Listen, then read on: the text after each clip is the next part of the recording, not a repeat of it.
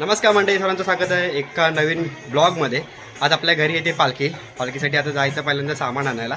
पटकन जाऊया, सामान घेऊन येत आपल्यातून हार आणि पेढे घेऊन यायचे। पेढे आणि हाराचे राहिले होते, पहिले घेऊन येतो दापोली जाऊन आणि पुढे ब्लॉग कंटिन्यू करतो। तर आपली गाडी इथेच आहे, थोडे राऊंड दे, रेस्ट करून दे भाई, गाडी काढतोस। तर दापोली जाऊन आपल्याला आणायचं सामान पहिलं, पालखी लवकर येईल घरी संध्याकाळी। चला जाऊया।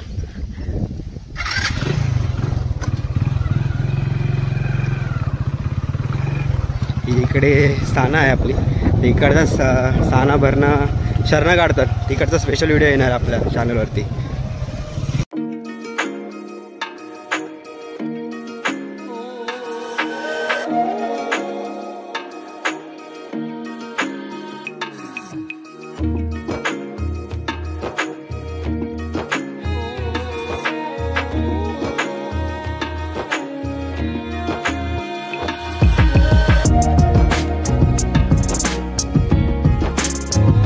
आता आल्यामध्ये स्टँडच्या समोर इकडे हार घ्यायचे मोठे पालखीसाठी आणि घरातला फोटो नाही हार। आता चला पटापट शॉपिंग करून निघायचं आहे।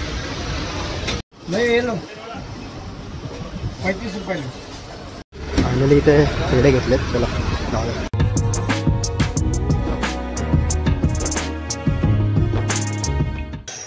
नमस्कार मंडळी, सर्वांचं स्वागत आपल्या यूट्यूब चॅनलमध्ये, Omkar office YouTube channel. Welcome to my blog. आणि आजचा कंटेंट तुम्ही पाहिला, थंबनेल काय दुसरं तुम्ही पाहिला आहे। आपल्या घरी येते आमचं ग्रामदैवत आहे श्रीगणा भैरी ची पालखी येते आईची।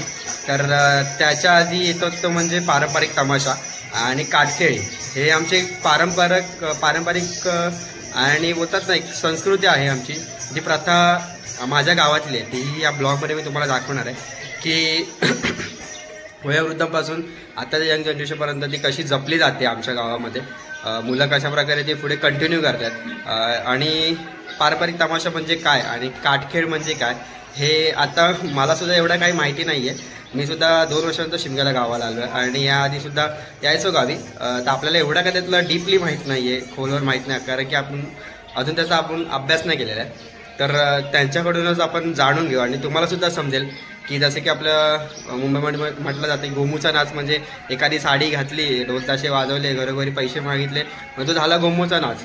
असा गोमूचा नाच म्हणजे ते मुंबईची स्टाईल झाली, पण गावचा खरा गोमूचा नाच किंवा पारंपरिक तमाशा म्हणजे काय हे आता तुम्हाला समजेल। आणि काटखेळ म्हणजे काय असतो हे समजेल।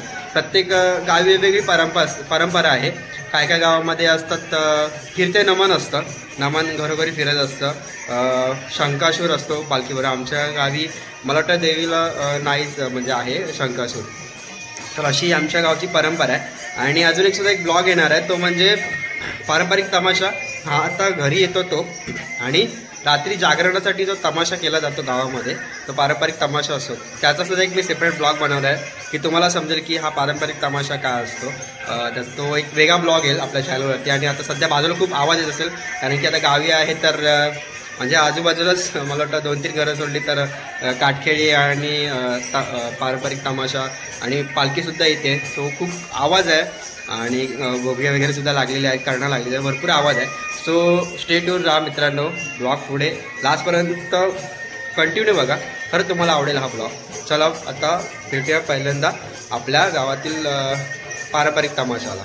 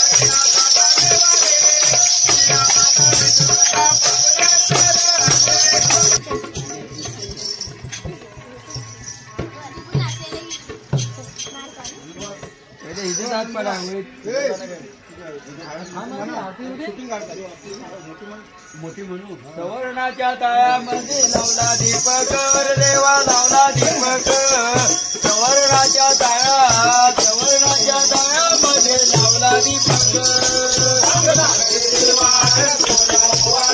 देवा कोणा ओवालो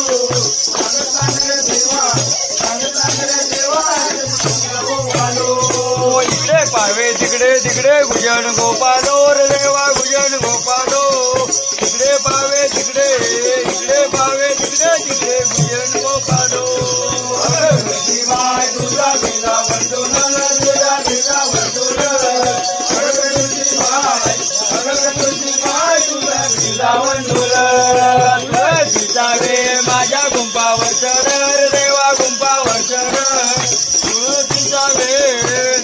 जिजावे माझ्या गुंपावर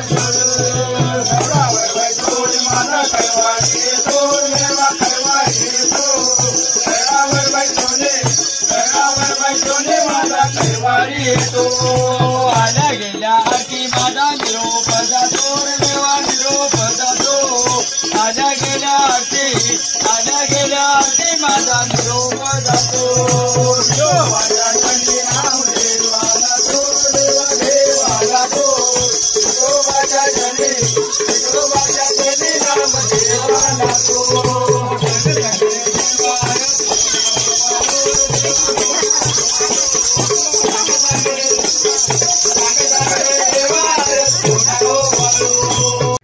तर मंडळी आपल्या घरी आज आला होता, जसं की कोकणामध्ये म्हटलं जातं की गोमूचा नाच, तर याला मला दादाने शब्द सांगितला की याला बोलतात पारंपरिक तमाशा. तर याच्यामध्ये आता जे आपले जुने जाणते म्हणजे बोलतात ना वयोवृद्धांपासून ती जी काय बोलतात दादा परंपरा ती पुढे जपली जाते. म्हणजे वयोवृद्धांपासून दादांपर्यंत नंतर ही आत्ताची यंग जनरेशन ही परंपरा आपली जपली जाते. तर मी बाबांना विचारतो, बाबा ह्या पारंपरिक तमाशाबद्दल तुमचे 2 शब्द काय तुम्ही सांगू शकता? पारंपरिक तमाशा म्हणजे महत्त्व हा शिमग्याच्या होळी चालू झाल्यानंतर जेवढे हे आम्ही शक्यतो बाहेर पडतो ज्यावेळेस, तेव्हा देव घेऊन बाहेर पडतो आणि ज्यावेळेस येतो तेव्हा आम्ही गाव घेत असतो. गाव घेतेवेळी जसं जसं आम्ही जिथे इथे गावात फिरतो तसं तसं जिथे इथे नाचतो. ह्याला शिमग्याचं महत्त्व असा की कारण त्यावेळेस जिथे इथे गावामध्ये जे जे घडतं, जिथे जातो तिथे फिरतो, तिथे तमाशा करतो. रात्रंदिवस आम्ही मेहनत करत असतो. जसा देव आमच्या पाठीशी असतो तसं आम्ही पण त्यांच्या पाठीशी असतो. असं यांचे पारंपरिक तमाशा आहे. आणि गीताचे बोल असे आहेत की गीत जसं गाता जातं तसे हे गातो. अच्छा, म्हणजे जी गाणी असतात आता, जसं की योगेश दादाने आता पहिलं गाणं घेतलं जे ट्रेंडिंगचं होतं, ते सध्या रील्समध्ये खूप चालतं. आणि त्याच्यानंतर तू एक बोध देणारं असं एक गाणं घेतलं. ते गाण्याचं बोल करतो, फक्त मला एकदा बोलून दाखव. पांडवाच्या घरी मांडलं होतं भोजनाजी, पांडवाच्या घरी मांडलं होतं भोजनाजी. 96 घरचे राज्य मिळाले होते कोण कोणाजी. वर डेवली कडे खाली लावली अग्नाजी, वर डेवली कडे खाली लावली अग्नाजी. अग्नीचा काय कडक उडाला कडय बाहेरजी, तेव्हा कडक काय करू लागले कृष्णा सुमरानाजी. धाव पाव मोल्हाऱ्या धामे जाईन जलोनाजी. बस बस, थँक्यू दादा. आता म्हणजे हे जसं की गाणं आहे बाबा, तर म्हणजे याच्यातून कुठली तरी गोष्ट सांगितली गेली आहे, म्हणजे कुठली तरी कथा आधी घडलेली आहे, अशी गाणी तुम्ही आपल्या पारंपरिक तमाशामध्ये घेत असता का? होय, घेत असतो. आणि त्याचे बोळ असे आहेत की आपण हा तमाशा आता करतो आणि त्याचे बोळ असे गाण्यामध्ये सांगितले जातात. आणि ते तमाशाचं महत्त्व म्हणजे पांडवाच्या घरी, हे जुनं गाणं आहे, खूप वर्षापूर्वी चाललेलं आहे. जसं ते वाडवडिलांनी चालवलेलं आहे तसे ते चालत आलेले आहे. आणि त्याची पारंपरिक म्हणजे की त्याचं महत्त्व आहे की जसं त्यांनी गायलंय तसंच ते वर ठेवली कढई असं काय ते आहे की जो मडकं आहे ते मडकं आपल्या कुंभाराने घडवलं असतं. आणि ते घडवल्यानंतर त्यांनी ते आपण कुंभाराला माहिती नसतं, ते मातीमध्ये ठेवलेलं असतं कुठेतरी टाकून. आणि त्याच्या भोवती गवत येतो आणि त्याला आग लावली जाते. म्हणून ते आग लावल्यानंतर ते काय पिल्लू जे आतमध्ये असतं मातीत ते काय मरत नाही. अच्छा, ओके. म्हणजे प्रत्येक गाण्यामधून कुठला ना कुठला हा बोध दिला जातो. म्हणजे प्रत्येक घरी गेल्यावरती एक तरी बोध देणारं गाणं आपल्या तमाशामध्ये, पारंपरिक तमाशामध्ये घेतलं जातं. त्याप्रमाणे इथे मला बघायला भेटले ही जी ढोलकी आहे ना, मला वाटतं पप्पा पहिले वाजवायचे. आपण आता आम्ही जेव्हा शो करतो तेव्हा आमच्याकडे पितळेच्या किंवा स्टीलच्या काड्यांची ढोलकी, पण ही ढोलकी अण्णा किती जुनी असेल मला तुम्ही सांगा?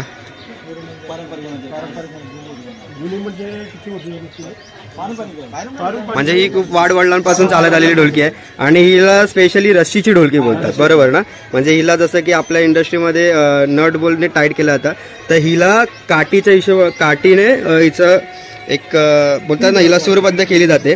ही काठी कुठली वापरतात दादा? निंगड्याची काठी वापरून ही ढोलकी अशी स्वरबद्ध केली जाते. संदीप दादा, मी तुझ्याकडे येतो. अजून तू आपल्या कोकणाच्या शिमग्यातील या पारंपरिक तमाशाबद्दल काय सांगू शकतो? तमाशाबद्दल सांगायचं म्हटलं तर खूप एक चांगली कोकणाला आपल्याला एक मिळणारी दाद आहे. कारण आपली ही जुनी ज्येष्ठ नागरिक जे आहेत त्यांनी चालवलेली परंपरा आहे आणि त्यातून काहीतरी नवीन मार्गदर्शन आपण ह्या तमाशाच्या माध्यमातून लोकांना जनजागृती करत असतो. आणि म्हणजे आता मगाशी म्हटले ते पांडवाच्या जो गाणं होता तो खरोखर खूप जुना गाणं आहे. अशी अनेक गाणी हे आम्ही घरात जाऊन प्रत्येकाच्या घरात जाऊन बोलत असतो. आणि जेव्हा आमची शिमग्याची जे पालखी गावातून निघते बाहेर, पालखीच्या बरोबर आमचा हा तमाशाचा खेळ असतो, त्याच्यानंतर काठखेळ पण असतो. असे बरेच आमचे खेळ असतात. तसेच पालखी गावामध्ये फिरते. रात्री आम्ही आता दिवसभर आम्ही हे तमाशाची लहान लहान मुलं आहेत जे आता कमी कॅमेरा दाखवा, हे लहान लहान जी मुलं आहेत ती दिवसभर नाचतात. पूर्ण रात्री तमाशामध्ये पण उभी राहतात. म्हणजे तमाशा आमच्या रात्री 3-4 वाजेपर्यंत तमाशा असतो. अच्छा, म्हणजे हा पारंपरिक तमाशा झाला जो आजकाल नमन आणि जे आता जे काही आपल्या लोककलेला जी बोलतात ना एक डाग लागलाय, त्या लोकांनी खरंच यातून काहीतरी म्हणजे बोध घेतला पाहिजे की जी पारंपरिक आपली जी संस्कृती चालत आलेली आहे ती कुठेतरी अशी जपली गेली पाहिजे. हे माझं तरी मत आहे. तुझं काय मत आहे याबद्दल? पारंपरिक आपली जपलीच पाहिजे. कारण पारंपरिक ह्या ज्या आपल्या ज्या पहिल्यापासून ज्या रीतिरिवाजी आहेत त्या आपण जर पुसत गेलो तर भविष्यामध्ये आपली तरुण पिढीला खूप वाईट त्याचा परिणाम होऊ शकतो. बरोबर. कारण आपण जरी म्हटलो की हे असं काय नसतं तरी पण ते आपण मानलं पाहिजे.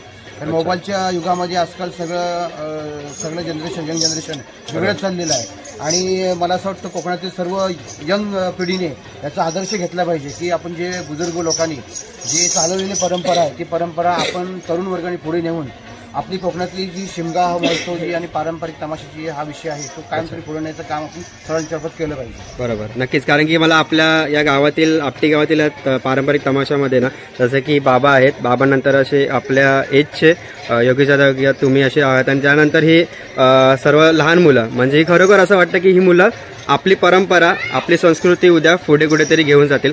सर्वांचे धन्यवाद या पारंपरिक तमाशाबद्दल 2 शब्द सांगितल्याबद्दल. Thank you so much.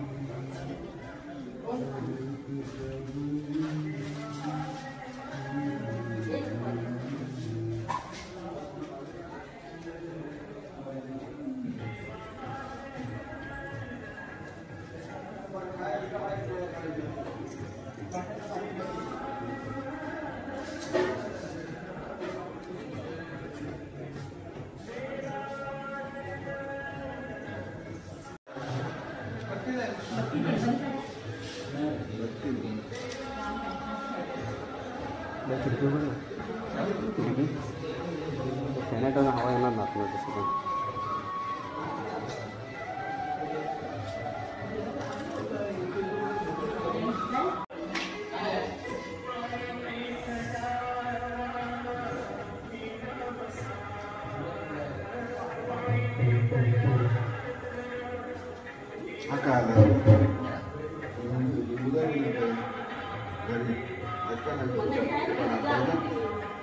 मला कुछ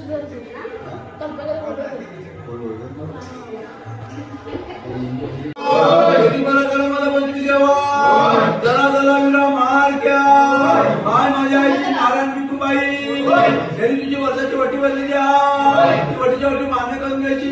त्यांच्या मुलाबाळा, त्यांच्या घर कुटुंबात, त्यांच्या कामाधंद्यात देशी परदेशी असतात. त्यांच्या पाठीवर सादर उभारायची, शेजारची मर्जी बसवची, पैशांवर मिळवून द्यायची. काय जर त्यांच्या मागे वेगळ्या पिढ्याची बाजूला करची, लेकरांना शिपाय सांभाळची. बाग उभा केली.